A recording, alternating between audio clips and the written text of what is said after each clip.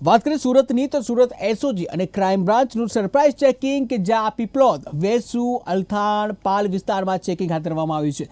જ્યાં ચા કેફે ઉપરાંત પાનના ગલ્લા ઉપર તપાસ કરવામાં આવી છે। ત્યારે રાત્રે 11 વાગ્યા બાદ દુકાનો બંધ કરવા સૂચના આપવામાં આવી છે। ત્યારે તકેદારીના ભાગરૂપે પોલીસ દ્વારા કાર્યવાહી કરવામાં આવી।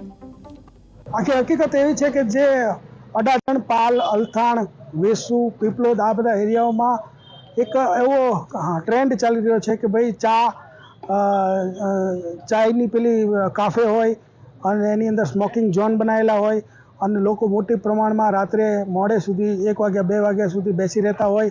તો આ લોકોને આજે વોર્ન કરવામાં આવેલા છે કે ભાઈ રાત્રે 11 પછી નોર્મલી કોઈ પણ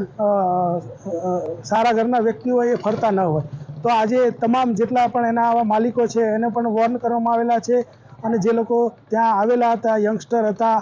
પછી બીજા અમુક મોટી ઉંમરના પણ હતા, તમામને આ સમજાવવામાં આવ્યું છે કે ભાઈ આ વસ્તુ જો 11 વાગ્યા પછી બંધ થશે અને આ લોકો ત્યાં નહીં આવે તો યંગસ્ટર જે રાત્રે ફરતા હોય અને કોઈ નશાના રવાડે ન ચડે, કોઈ ડ્રગ્સ કે બીજી કોઈ નશાકારક વસ્તુઓનું સેવન ન કરે, એના માટેનું એક આ અભિયાન છે